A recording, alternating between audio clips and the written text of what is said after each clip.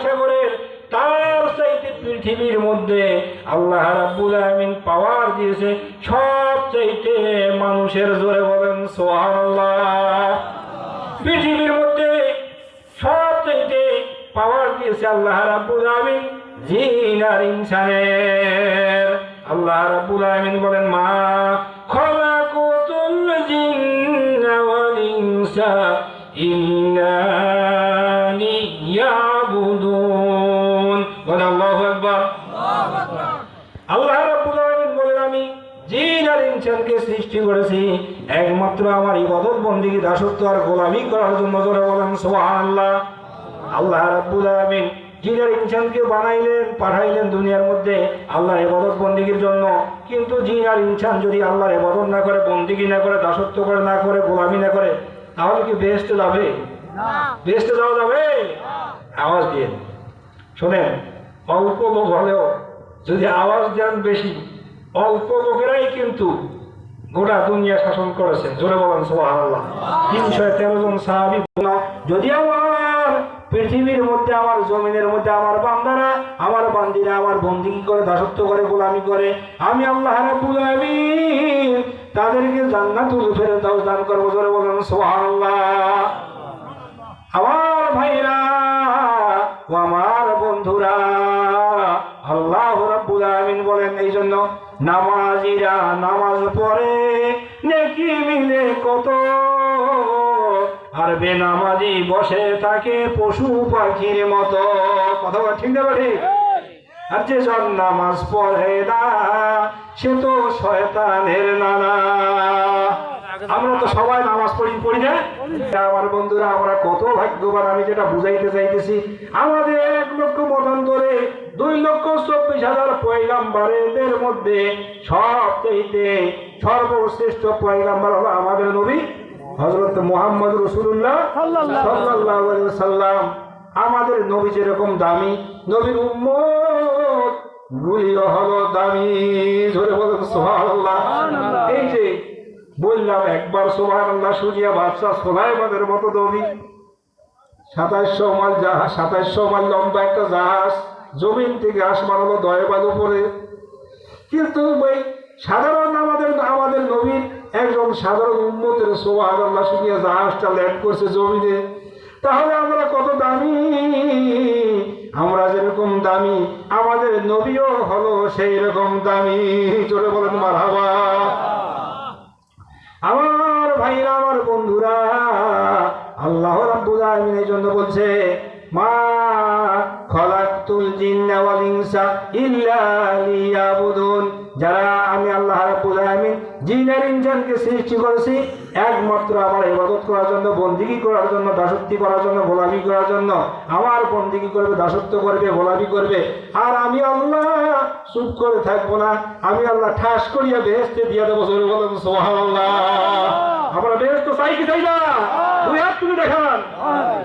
আল্লাহ আমার এই মাহফিলের মধ্যে আমার যে সমস্ত ভাইয়েরা এসেছে, আল্লাহ এই দাড়ি পেকা মুরব্বী বাবাজিরা এসেছে, যুবক ভাইয়েরা এসেছে, এবং পর্দানিশী মা বোনেরা যারা ওয়াজ শুনতে এসেছে, আল্লাহ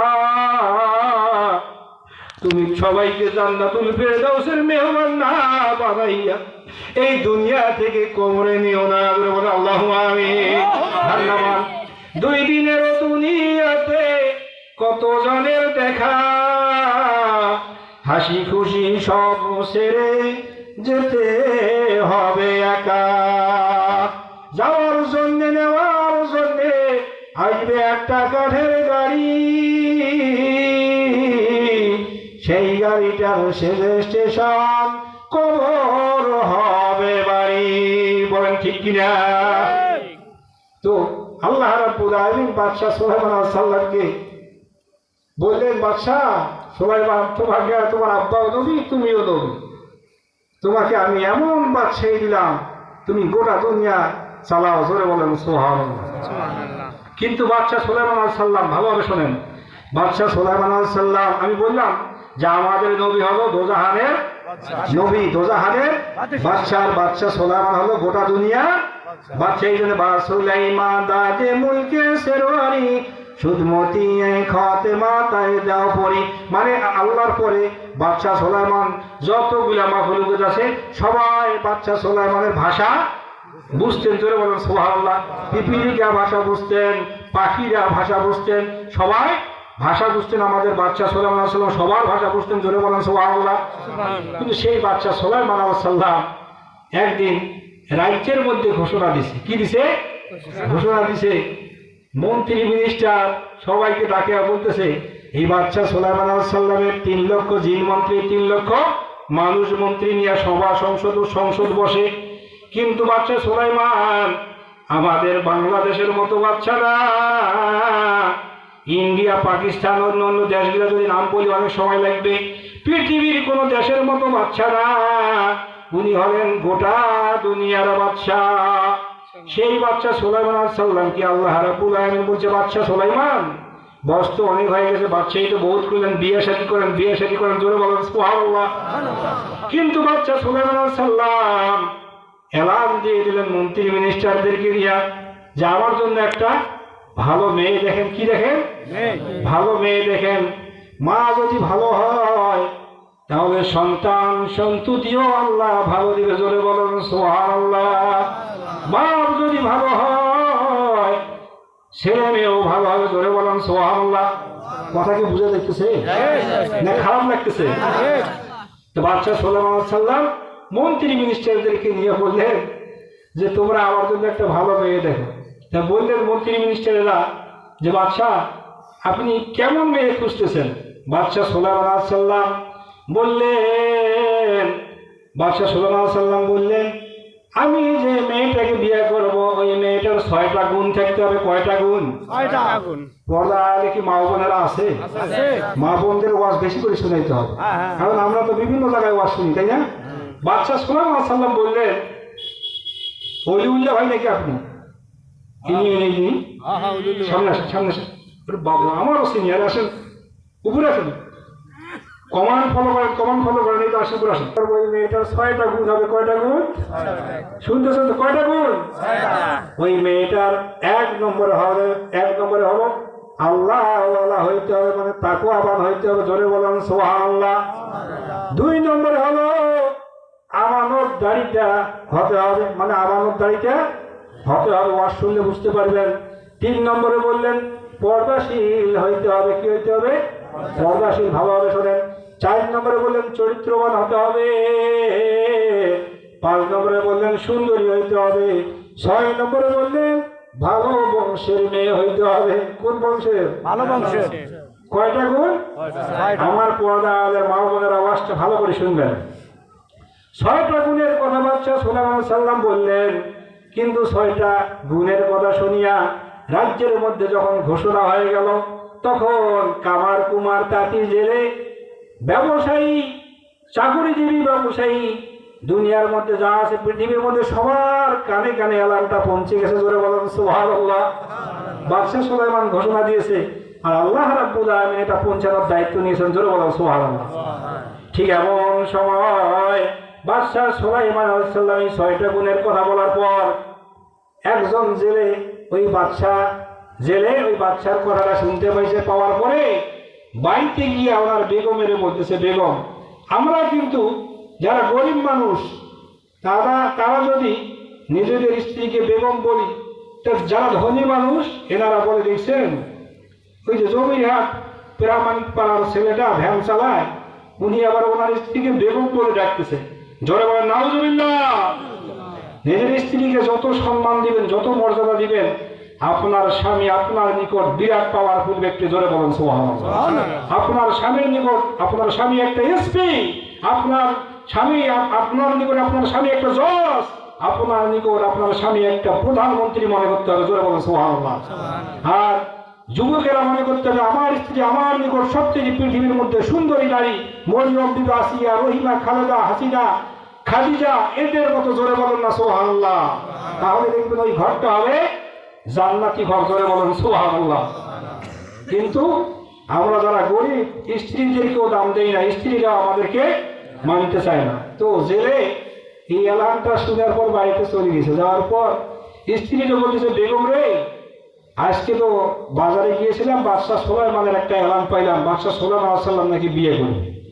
তো 6টা গুণের মধ্যে আমার যে মেয়েটা আছে 5টা গুণ আছে, একটা গুণ নাই। কয়টা গুণ?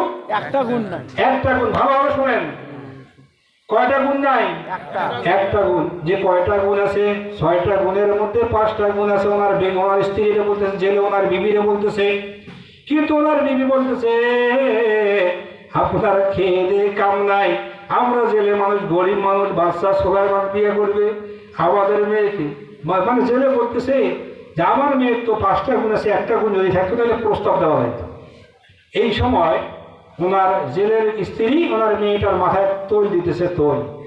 তা মেয়েটা ওনার মেয়েটার মা, মেয়েটার নাম হলো জামিলা, ওনার মা যখন ওনার স্বামী ওনার বাবার উপর রাগ হয়ে গেছে, তো মেয়েটার তেল দেওয়া বাদ দিয়ে ঘরের ভেতর চলে গেছে। জোরে বলেন সুবহানাল্লাহ। যাওয়ার পর মেয়েটা একটা চিঠি লিখছে। কি লিখছে? একটা চিঠি লিখছে। তা বাচ্চা ওই জেলে কিন্তু রাগ হয়ে গেছে যে আমরা গরিব মানুষ, 6টা গুণের ভেতরে 5টা গুণ আছে, একটা গুণ নেই, সেটা হলো আমাদের বংশটা হলো জালিয়া, আমাদের বংশটা হলো জেলে সবচেয়ে ছোট বংশ। তেমনি বংশের মেয়ে যদি প্রস্তাব দিতে হারাম দিয়ে একটাও থাকবে না, সব বাড়িয়ে পুড়িয়ে জড়ো করে ফেলবে। তো এই কথা শুনিয়া বাদশাহ সুলাইমান আলাইহিস সালামের কথাটা শুনিয়া জেলে ওনার স্ত্রীর সাথে আলাপ করার পর মেয়েটার মাথাতে যখন ওনার স্ত্রী তেল দিতেছিল, তো স্ত্রী যখন জেলের উপর আগে হয়ে গেছে, তো মেয়েটা ওই তেল দেওয়া বাদ দিয়ে ঘরের ভেতর চলে গেছে। জোরে বলেন সুবহানাল্লাহ। যাওয়ার পরে একটা চিঠি লিখছে। চিঠি লেখার পরে বলছে, বাদশাহ সুলাইমান, আমি কিন্তু জেলের মেয়ে, আমার মধ্যে 6টা গুণের মধ্যে 5টা গুণ আছে। কয়টা? 5টা গুণ। যে আমার মধ্যে আল্লাহর ভয় আছে, আমার মধ্যে আমানতদারিতে আছে, আমার পর্দাশীল ঠিক আছে, আমার চরিত্রবানও ঠিক আছে, আমি সুন্দরী, আমি ভালো কিন্তু আমার বংশটা হলো ছোট, আমি ছোট মানুষের বংশ, ছোট বংশের মেয়ে হইয়া, যার কারণে আমি হয়তো আপনার সঙ্গে বিয়ার প্রস্তাব দেওয়া ঠিক হবে না। তারপরেও আমি তোমার কাছে চিঠি লিখলাম। চিঠি লেখার পরে যাই হোক চিঠিটা পৌঁছাইছে। জোরে বলুন সুবহানাল্লাহ। বাদশাহ সুলাইমানের অনেক ঘটনা, কিন্তু আমি আপনাদেরকে বোঝানোর জন্য কয়েকটা মোস্ট ইম্পর্টেন্ট জিনিসগুলো তুলে ধরতেছি। তো এই চিঠিটা যখন বাদশাহ সুলাইমান আলাইহিস সালাম পাইছে, পাওয়ার পরে বাদশাহ সুলাইমান আলাইহিস সালাম মন্ত্রী মিনিস্টারদেরকে বলতেছে, দেখছো এখন আমাকে বিবাহ করার জন্য জেলের মেয়েও প্রস্তাব দিয়েছে। জোরে বলুন সুবহানাল্লাহ। উনি কিন্তু মনে মনে একটু অহংকার বলা যাবে না, গোসা বলা যাবে না, চিঠিটা পাওয়ার পরে আসতে করে একটু সাইড করে রাখে দিয়েছে। আল্লাহ রাব্বুল আলামিন, আল্লাহর পরীক্ষা শুরু হয়ে গেছে। কার পরীক্ষা? আল্লাহর পরীক্ষা। আল্লাহর পরীক্ষা শুরু হয়ে গেছে। আর এদিকে ওই যে জেলের মেয়ে ওই চিঠি লেখার পর চিঠিটা যখন সাইডে সরিয়ে রাখছে, কিন্তু উনি বুঝতে পারছে যে আমি তো জেলের মেয়ে। বাদশাহ সুলাইমান চিঠিটা ওনার কাছে গুরুত্ব দেয় নাই, না দিয়া অবহেলার চোখে তাকাইয়া সেইটা সরিয়ে রাখছে। এই ঘটনাটা জানার পর মেয়েটা আল্লাহর বন্দিগিতে চলে গেছে। কোথায় চলে গেছে? আল্লাহর বন্দিগিতে। মুফাসসির কিরামগণ বলেছেন, কেউ বলছেন 6 মাস, কেউ বলছেন ওনার বয়স হওয়ার পর থেকে, এই বিবাহের চিঠি লেখার পর থেকে 1 বছর অথবা 6 মাস ধরিয়া নামাজ পড়তেছে। আগে নামাজ পড়ছে, কিন্তু এখনো নামাজ পড়া শুরু করছে। আল্লাহর কাছে বলছে, আল্লাহ, দোয়া করছে, আল্লাহ তুমি তোমার যে বান্দারে নবীর ঘরে নবী, নবীর ঘরের সন্তান নবী বাদশাহ দাউদের ছেলে সুলাইমানকে গোটা দুনিয়ার বাদশাহ বানাইছো। আমি জেলের মেয়ে, আমার তো গুণাগুণ সব আছে, 6টা গুণের ভেতর একটা নাই, আর বাকি গুণগুলো আছে, কিন্তু আমার চিঠি পাওয়ার পর গুরুত্ব দেয় নাই। ওই বাচ্চা সুলাইমানের তুমি গরিব বানাইয়া, ফকির বানাইয়া যদি তুমি আমার বাড়িতে রাখো, আল্লাহ তোমার 1 সেকেন্ড সময় লাগে না। জোরে বলেন সুবহানাল্লাহ। মেয়েটার দোয়া আল্লাহর দরবারে কবুল হয়ে গেছে। জোরে বলেন সুবহানাল্লাহ। তো বাদশাহ সুলাইমান সাল্লাম এবার মন্ত্রী মিনিস্টারদেরকে বলতেছে যে জেলের মেয়ে বিবাহের প্রস্তাব দিয়েছে। তো এখন মন্ত্রী মিনিস্টারেরা রাগ হয়ে গেছে, বাদশাহ তাড়াতাড়ি বিয়ে শাদী করেন। এখন জেলের দিয়েছে, কয়েকদিন পর কামার কুপার তাঁতি নাপিত ধোবা সবাই দিবে, আপনি তাড়াতাড়ি বিয়ে করে ফেলেন। কিন্তু ওই যে একটু অবহেলা বা একটু সামান্যতম একটু রিয়া বা অহংকার, আল্লাহ রাব্বুল আলামিনের বিরাট বড় পরীক্ষা শুরু হয়ে গেছে। জোরে বলেন সুবহানাল্লাহ। এই জন্য হচ্ছে নদীর পার ভাঙে ও পার করে, এই তো নদীর খেলা। সকালবেলা ধনীর তুই, ফকির সন্ধ্যাবেলা। জোরে বলেন সুবহানাল্লাহ। এদিক দিয়ে আল্লাহ রাব্বুল আলামিন বাদশাহ সুলাইমান আলাইহিস সালামের বিরাট বড় পরীক্ষা নেওয়া শুরু করেছে। বাদশাহ সুলাইমান আলাইহিস সালামকে মুজিজার একটা আংটি দিয়েছিল। কি আংটি? একটা আংটি দিয়েছিল। যেমন আমাদের নবীরে মুজিজা দিয়েছিল অনেকগুলি। মুসা নবীরে মুজিজা দিয়েছিল লাঠি, ঈসা নবীরে মুজিজা দিয়েছিল মৃত্যু মানুষকে জিন্দা করতে পারত, কুষ্ঠ রোগের গায়ে হাত দিলে কুষ্ঠ রোগ ভালো হয়ে যেত, অন্ধ চক্ষুর গায়ে হাত দিলে অন্ধলোক ভালো হয়ে যেত। ভালোভাবে কথাগুলো শোনেন, সময় যেহেতু কম আমি মোটামুটি বলে যাইতেছি। এবারে আমাদের বাচ্চা সুলাইমান আলাইহিস সালামকে আল্লাহ রাব্বুল আলামিন একটা মুজিজার আংটি দিয়েছিলেন। আল্লাহ রাব্বুল আলামিন বলেন, এই আংটি তোমার হাতে যতক্ষণ থাকবে, যতদিন থাকবে, যত মাস, যত সপ্তাহ, যত বছর, ততদিন তোমার তাম পৃথিবীর আমার পরে যত মাখলুক আছে সবাই তোমার গোলাম হয়ে যাবে। জোরে বলেন না সুবহানাল্লাহ। সুবহানাল্লাহ। কিন্তু এই আংটি হাতে দিয়ে তোমার ওয়াশরুমে, টয়লেটে, পেশাবখানায় যাওয়া যাবে না। জোরে বলেন, যাওয়া যাবে না, যাবে না। কিন্তু বাদশাহ সুলাইমান আলাইহিস সালামের একদিন পেশাব পায়খানার চাপ দিয়েছে। ওনার বডিগার্ড যেটা বলা হয় আর কি, দেহরক্ষী বলা হয়। এই জন্য ভাই, বডিগার্ড বা দেহরক্ষী এরা যদি ভালো না হয় তাহলে জীবন নাশের হুমকি আছে না? না আছে। কিন্তু ওনার বডিগার্ড ছিলেন নরমাল, জিনের দ্বার ভালো ছিলেন। জিনের মধ্যে দেখেছিলেন, তার নাম ছিল আসিফ বিন বরখিয়া। আসিফ বিন পরীক্ষা। বরখিয়া। ভালোভাবে শুনতেছেন তো?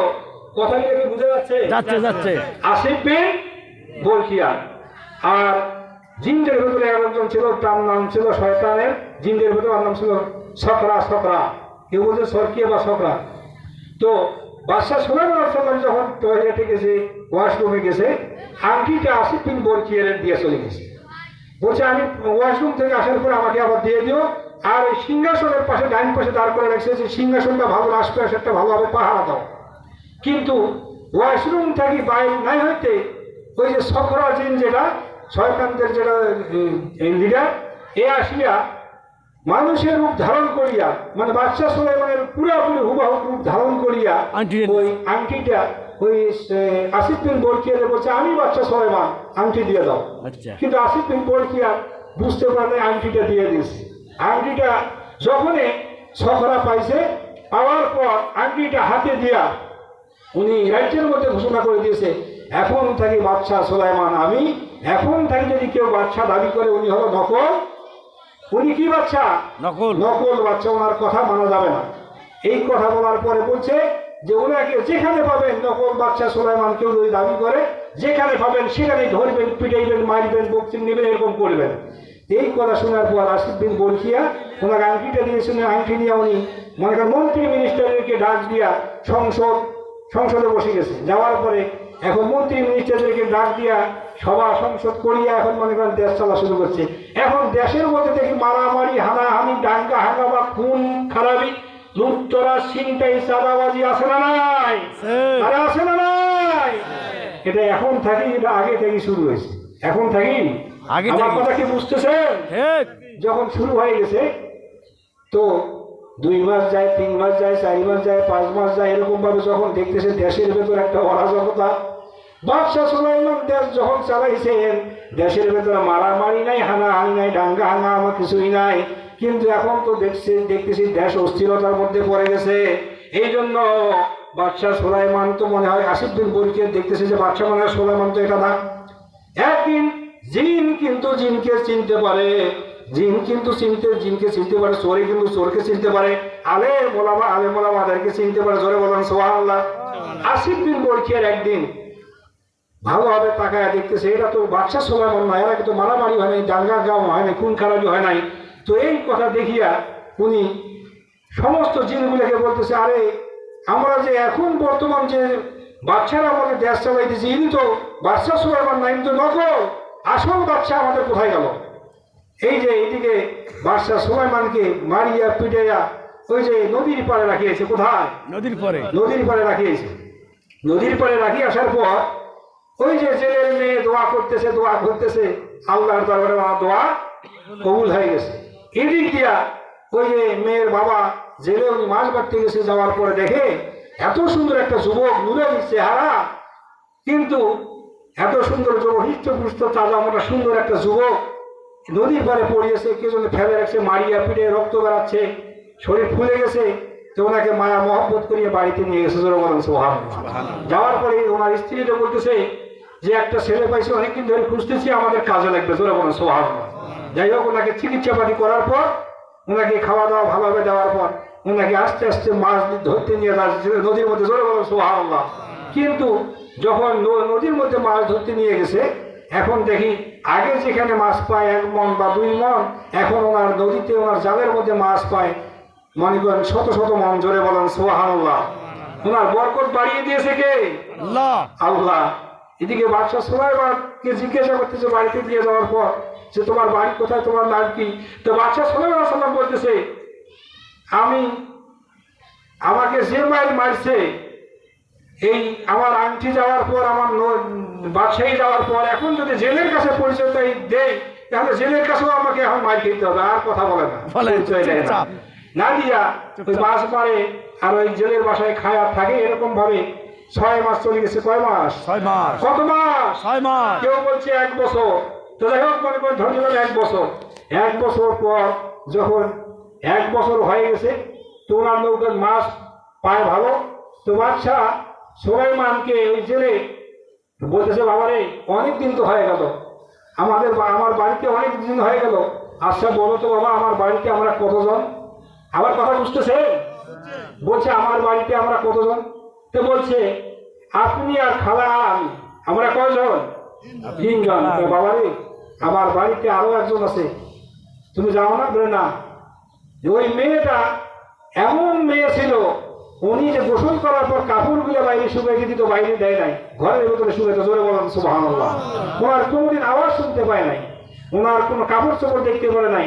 এই জন্য বাদশা সুলাইমান বলতেছে যে আমরা মাত্র 3 জন। আমি শর্টকাটে বলতেছি, যেহেতু এই বাদশা সুলাইমানের ঘটনা বলতে গেলে অনেক সময় লাগবে, যাই হোক কতদিন যাইতেছি না। তো বাদশা সুলাইমান আলাইহিস সালাম এবারে যখন প্রস্তাব দিয়েছে, বলছে মাঝে মাঝে বলতেছে, আমি নবীর ঘরের সন্তান, নবী, আল্লাহর পরে বিরাট বড় রাজ্যের মালিক আমি বাদশা সুলাইমান, আমার কত বিপদ, কত আমার দুরবস্থা, মার খাইলাম, পিটান খাইলাম, মাছ ধরতে গেলাম, আবার এখন প্রস্তাব দিয়েছে যে ওনার মেয়েকেও বিয়া করতে হবে। এদিক দিয়া ওই ছেলে ওনার স্ত্রীকে বলতেছে, ছেলেটা কেমন? তো বলছে ছেলেটা তো মোটামুটি ভালো। জোরে বলেন সুবহানাল্লাহ। তো বলতেছে আমি মাঝে মাঝে স্থির করতেছি যে ওই ছেলেটার সঙ্গে মেয়েটার বিয়ে দিলে কেমন হয়। কয় কি বলো, এটাকে মারি পিঠে মানুষ নদীর পরে রাখছে, আর এটা আমার বাসাতে চাকরি করলো, গোলামি করলো, দাসত্ব করলো, আর এটার সঙ্গে আমার মেয়ের বিয়ে দেবো? মেয়েরা মহিলারা কিন্তু জাগার মধ্যে পল্টি দেয়, কথা বলেন ঠিক না? বলে জাগার ভেতরে স্বামীন করায় আমার স্বামী তখন মনে করছে বাজারে চলে গেছে। যাওয়ার পর সুন্দর সুন্দর মিষ্টি পান, আমরা পান খাই 5 টাকা। কয় টাকা? 5 টাকা। বড় বড় মার্কেটে যেমন একটা পান 100, 150, 500 পর্যন্ত আছে না নাই? তো ওই ছেলে বাজারে চলে গেছে। বাজারে যাওয়ার পর ভালো ভালো মশলাপাতি গিয়ে সুন্দর সুন্দর পান নিছে। আমাদের স্ত্রীরা আমরা 3 পিস পরাই, 500, 1000 দিলে আর স্বামীর মাথা কাজ করে না, আছে না নাই? সিগারেট একটার পরে একটা, ইয়াবা, মদ, গাঁজা, আফিম, হিরোইন, তামাক, গুল, টাকা হাজার হাজার শেষ করতেছি। স্ত্রীর কাছে গেলে কাপড় চোপড় দিতে গেলে টাকা শেষ হয়েছে, আছে না নাই? এরকম যুগ আছে না নাই? তো যাই হোক, জেলে চালাকি করিয়া বাজারে গেছে, ভালো কাপড় চোপড় সৌদাপাতি কিনিয়া স্ত্রীকে বলছে এবার পান খাও, ভালো কাপড় চোপড় পরো, আজকে ফাইনাল গল্প আছে। তো যাই হোক, কাপড় চোপড় পাওয়ার পর স্ত্রীরা যদি ভালো পোশাক আশাক পায়, খুশি হয়ে যায়। ধরে বলো সুবহানাল্লাহ। 1 সেট মনে করেন যদি কাপড় থেকে আরো যদি 10 সেট দেন, তাও ওরা আরো চাইবে। এই যেমন একটা যুবক আমার সঙ্গে দিলেন আল্লাহ, এটা তো মনে হয় সাধারণ কোন যুবক না, এটা তো সাধারণ দুনিয়ার কোন যুবক না, এটা অবশ্যই আল্লাহওয়ালা যুবক। জোরে বলেন সুবহানাল্লাহ। বলুন না সুবহানাল্লাহ। যে আল্লাহর কাছে দোয়া করছে, করার পর ওই যে এদিকে বাদশা আসিফ বিন বরিখিয়ার যখন ওই নকল বাদশা সুলাইমানকে সবাই মিলে তারা করছে পিটানোর জন্য, এবারে নকল বাদশা সুলাইমান সিংহাসন ছাড় দিয়ে খালি দৌড়ায় আর দৌড়ায়, দৌড়াইতে দৌড়াইতে গিয়া ওই নদীর মধ্যে আংটিটা ফেলে দিয়েছে। আংটিটাকে একটা বড় মাছ খাইছে, জোরে বলেন সুবহানাল্লাহ। ওই বড় মাছ আংটিটা খাওয়ার পর ছোট ছোট মাছগুলা খালি বড় মাছটার দিকে ধাওয়া করতেছে, জোরে বলেন সুবহানাল্লাহ। এবার জেলে অবাক হয়ে গেছে, জেলের মধ্যে এই মাছটা ধরা পড়ছে। পড়ার পরে জেলে বড় মাছ ছোট মাছগুলা বিক্রি করে দিয়ে বড় মাছটা বাড়িতে নিয়ে গেছে। যেহেতু মেয়েটার বিয়ে দিয়ে দিলাম, কোনো কিছু তো দিতে পারলাম না। আমাদের বর্তমান জামানার যুবকেরা রে, বিয়ে শাদী করতে গেলে আমরা টাকা পয়সা সোনা গয়না কত লাখ দিবে কত কোটি দিবে এগুলা ছাড়া আমরা বিয়ে করি না, আছে না নাই? আর আছে না নাই? সন্তান ভালো হবে কেমনে? আমরা তো বিয়ার আগে আমাদের জীবনগুলা মেয়েদের কাছে বিয়া নিয়ে টাকা পয়সা নিয়ে ধ্বংস করতেছি, কথা বলেন না ঠিক না বেঠিক? বাদশা সুলাইমানকে ওই ছেলে ছোট মাছগুলো বিক্রি করে দিয়ে জামাইকে তো কিছু দেওয়ার মতো নাই, দিতেও পারে নাই।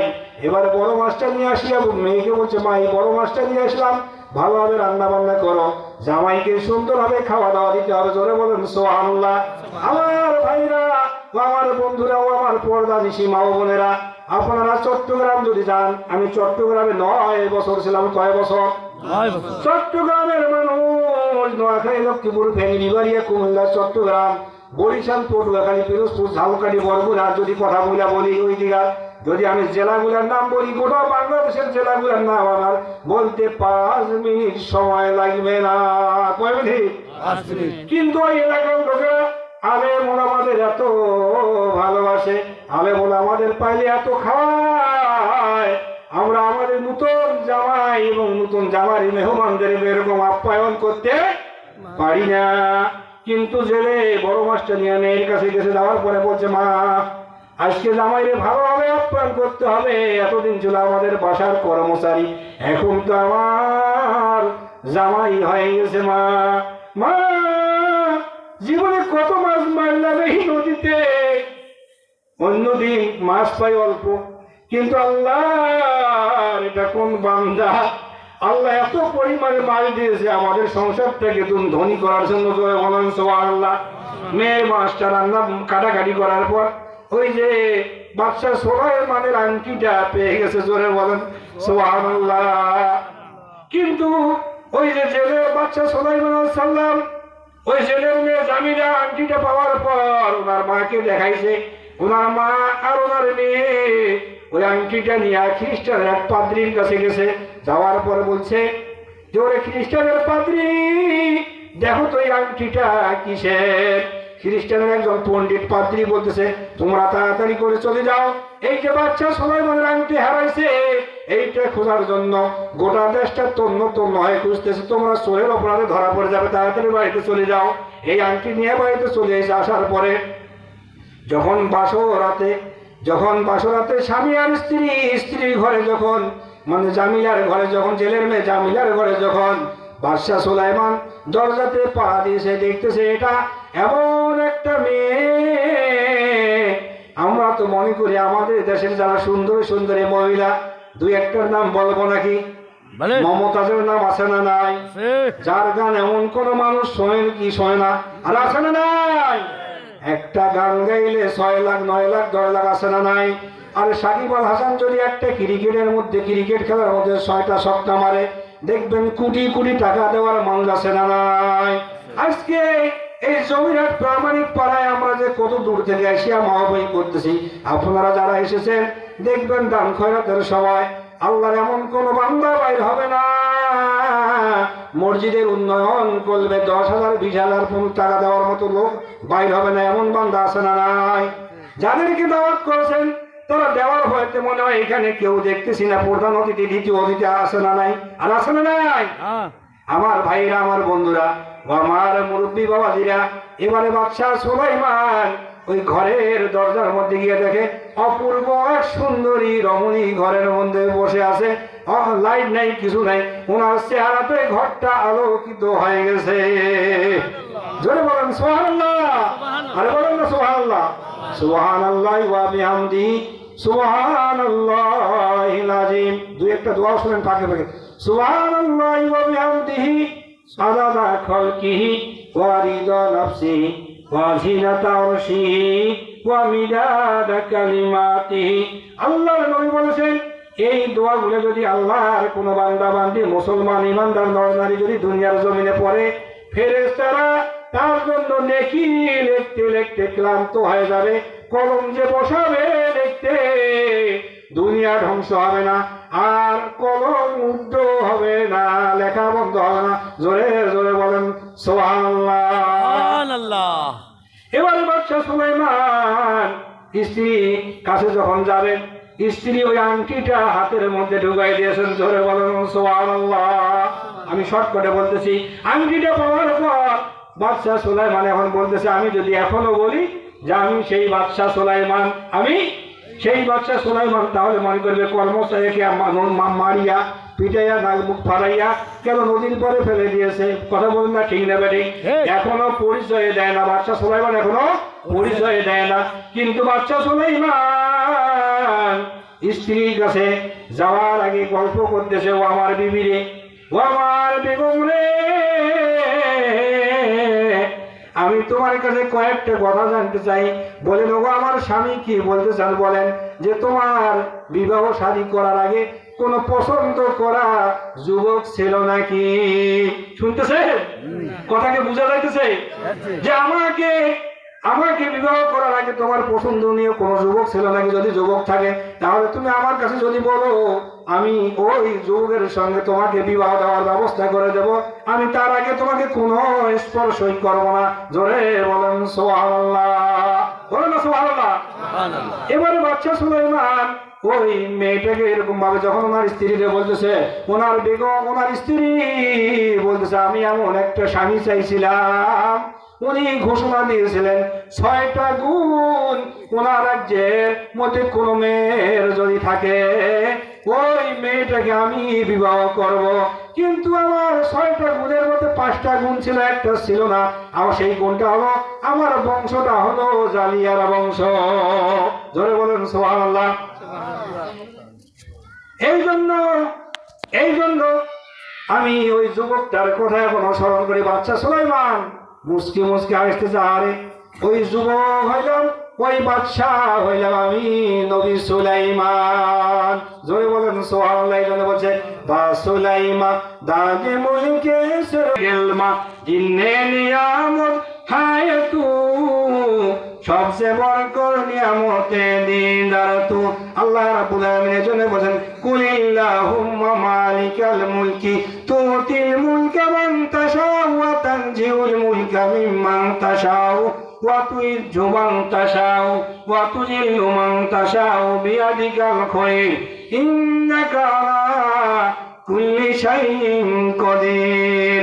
আল্লাহ রাব্বুল আলামিন বলেন, হে নবী আপনি বলুন, সমস্ত রাজ্য এবং সাম্রাজ্যের মালিক কে? আল্লাহ। যাকে ইচ্ছা সম্মান দান করে, যাকে ইচ্ছা লাঞ্ছিত করে, সমস্ত কল্যাণ হলো তার হাতে। নিশ্চয় তিনি সর্ব বিষয়ে সর্বশক্তিমান। জোরে বলেন সুবহানাল্লাহ। শুধু তাই না, আল্লাহ রাব্বুল আলামিন সূরাতুল ফুরকানের 70 নম্বর আয়াতে আল্লাহ রাব্বুল আলামিন বলেন, ভালোভাবে শুনেন, ওয়া ইবাদুর রহমানিল্লাযীনা ইয়ামশুনা। আল্লাহ আর আমার যারা যুবক ভাইরা আছেন, মা বাবার খেদমত করবেন। মা বাবার খেদমত করলে বেহেশত দিবে কে? আজকালকার জামানায় দেখা যাচ্ছে যারা শিক্ষিত মানুষ, কোটিপতি, লাখপতি, শিল্পপতি, দেখবেন ব্যারিস্টার, ইঞ্জিনিয়ার, ডাক্তার, বড় বড় কোটিপতি, শিল্পপতি, ইঞ্জিনিয়ার, ডাক্তার, ব্যারিস্টার, যারা কোটিপতি, যারা বিদেশে থাকে, নিজের মা বাবাদের খিদমত না করিয়া বৃদ্ধাশ্রমে পাঠাইতেছে। কোথায়? এই হাদিসটা বলবো আমি, ভালোভাবে শোনেন। হযরতে আমাদের নবী মুহাম্মদ রাসূলুল্লাহ সাল্লাল্লাহু আলাইহি ওয়াসাল্লামের একাধারে 10 বছর খাদেম ছিল হযরতে আনাস রাদিয়াল্লাহু আনহু। হযরত আনাস রাদিয়াল্লাহু আনহু একদিন আমাদের নবীর বলতেছে, ও আল্লাহর পয়গম্বর, আমি 10 বছর ধরিয়া আপনার খেদমত করলাম। কত বছর? 10 বছর ধরিয়া খেদমত করলাম। আমার মা যদি আপনাকে দাওয়াত দেয় আপনি আসবেন নি, জোরে বলেন সুবহানাল্লাহ। কিন্তু আমাদের নবীকে আনাস রাদিয়াল্লাহু আনহুর মা বলতেছে, বাবা আনাস তুমি নবীর 10 বছর খেদমত করলা, বাবা আনাস আমাদের নবীকে যদি তুমি দাওয়াত দাও, আমি দাওয়াত দাও আমার বাড়িতে আসবে নাকি, আমরা গরিব মানুষ। কিন্তু আনাস রাদিয়াল্লাহু আনহু মায়ের কথা শুনিয়ে নবীকে দাওয়াত দিলেন। নবী যখন দাওয়াত খেতে আনাসের বাড়িতে আসলেন, আসার পরে যখন খেজুর পাতার বাড়ি ওনাকে বসতে দিলেন, যে ঘরের মধ্যে বসতে দেওয়ার পর শুকনা জবের আটা রুটি আর দুম্বার ভুনা ভুনা গোস্ত মার ছেলে রান্না করার পর যখন খাওয়া দাওয়া রেডি হয়ে গেছে, এমন সময় রহমাতাল লিল আলামিন মুহাম্মদ রাসূলুল্লাহ সাল্লাল্লাহু আলাইহি ওয়াসাল্লাম আনাসের বাড়িতে এসে হাজির হয়ে গেছে, জোরে বলেন সুবহানাল্লাহ। কিন্তু বসতে দেওয়া, ঘরে বসতে দিয়েছে, বসতে দেওয়ার পর আনাসের মা ঘরের দরজা খুলে একবার দেখে নবীর দিকে আর একবার দেখে আকাশের চাঁদের দিকে। কোথায়? আকাশের চাঁদের দিকে। একবার দুইবার তিনবার তাকানোর পর আনাস রাদিয়াল্লাহু আনহু বলতেছে, কি গো মা একবার দুইবার তিনবার যে নবীরে দেখতেছো, কারণটা কি? তা আনাসের মা বলতেছে, বাবা আনাস এই মক্কা মদিনায় বহু মানুষ দেখছি, এত সুন্দর যুবক এত সুন্দর মহামানব আর জীবনে দেখি নাই, জোরে বলেন সুবহানাল্লাহ। করে তা আমার আনাসের জন্য একটু দোয়া করবেন, এর অভাব শেষ হয় না, জোরে বলেন সুবহানাল্লাহ। তা আনাসের মা কে? আনাসের মাকে আমাদের নবী হযরত মুহাম্মদ রাসূলুল্লাহ সাল্লাল্লাহু আলাইহি সাল্লাম বললেন, ওগো মা আনাসের মা আপনি আপনার আনাসের জন্য একটু দোয়া করেন, আমি আপনার সঙ্গে আমিন আমিন বলবো, জোরে বলেন সুবহানাল্লাহ। তো আনাস রাদিয়াল্লাহু আনহুর মা আল্লাহর কাছে বলছে, আল্লাহ আমার আনাসের এই নবীর খিদমত ভালোভাবে করার তৌফিক দাও, আর ভালোভাবে খিদমত করার তৌফিক দেওয়ার আনাস রাদিয়াল্লাহু আনহুকে তুমি ধনী করে দাও। আমাদের নবী শুধু বলছে আমিন আমিন আমিন।